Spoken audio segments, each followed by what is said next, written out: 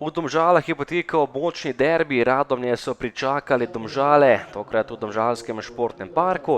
Letošnja prva tekma pripada Domžalam v prvem krogu, tokrat pa so Radomlje štartali tekmo z dobro popotnico, točka proti Rudarju, medtem ko Domžalčani poraženi v Celju, 2-1 je bilo za ekipo Celja, pokopal pa jih je Matej Podlogar, bivši Domžalčan. Že v prvi pravi akciji tekme je padel gol, to je bil zadetek za Domžale, 13. minuta, izjemno lepa kombinacija. Domžal in Marko Alvir je zatresel mrežo Radomelj za 0-1. 19. minuta in še enkrat neodločnost v obrambi Radomelj, Jure Matjašič je ostal sam pred vrati in takole premagal še vratarja Ivačiča za povišanje prednosti. Izjemno odločen začetek Domžalu, mestnem lokalnem derbiju. Tokrat je domžalska ekipa vodila 2-0 že po 19 minutah. Matjašič je dosegel svoj prvi gol v prvenstvu v domžalskem dresu. 28. minuta in še en zadetek za Domžale, spet pred vrati najspretnejši Marko Alvir, ki je tokrat dosegal nov gol. To je bil že njegov četrti v letošnjem prvenstvu, s tem se je zavihtel pod sam vrh lestvice strelcev prve lige v tem 10. krogu. Do konca prvega polčasa še prosti strel, tokrat za Balkovca, močno je sprožil, ampak odlična obramba Ivačiča in zadetka tokrat ni bilo le kot za Domžale.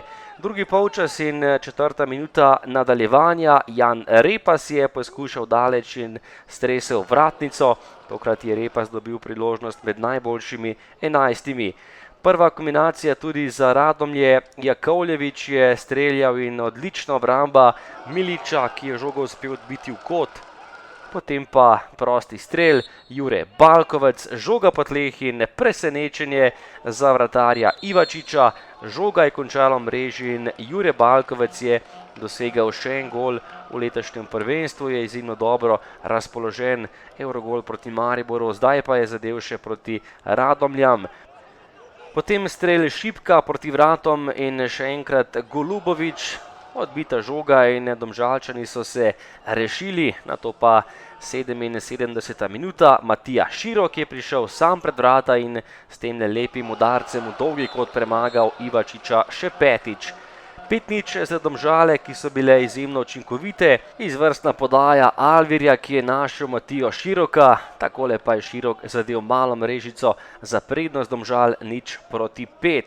Do konca tekme še napad za Radomlje, priložnost za častni gol današnjih domačinov. Jakovljević je zgrešil za nekaj centimetrov in gola ni bilo, nato pa še Alvir, ki je imel izvrstno priložnost za dosego hat-trika, tudi on je stresel vratnico, golov več ni bilo in Radomlje Domžale na koncu visokih 0-5. Ja, vsekakor rezultat sam 5-0 pove vse. Vendar tako kot ste rekli, mislim, da vseeno ni tako izgleda tudi na igrišču, da smo bili nemočni v določenih trenutkih. Jaz moram pohvaliti moje fante, hoteli so zabiti gol, pač to nam ni uspelo. Moram pa v bistvu se sam posuditi s pepelom, namreč četrta tekma v 10 dneh in nekatere menjave, ki sem jih naredil v začetnih 11, niso bile ta prave in moram reči, da je to izključno prevzemam sam krivdo za današnji poraz. Vendar pa je bilo tudi v drugem polčasu nekaj dobrih stvari za naprej. Jaz sem videl v fazi napada željo in pa tudi hotenje in prehajali smo praktično tudi s 5-6 v določenih momentih, da bi zabili vsaj častni gol.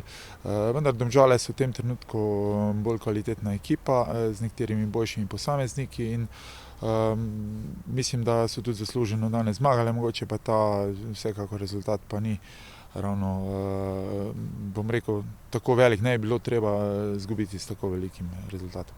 Ja, res je, iskrene čestitke fantom. Mislim, da smo nekako skozi celotno srečanje nadzorovali potek. Bili zelo, bom rekel, sproščeni, zelo nekako všečni in agresivni, napadalni. Plod vsega tega je tudi 5 zadetkov in tako da sem predvsem za fante iz tega vidika zelo vesel.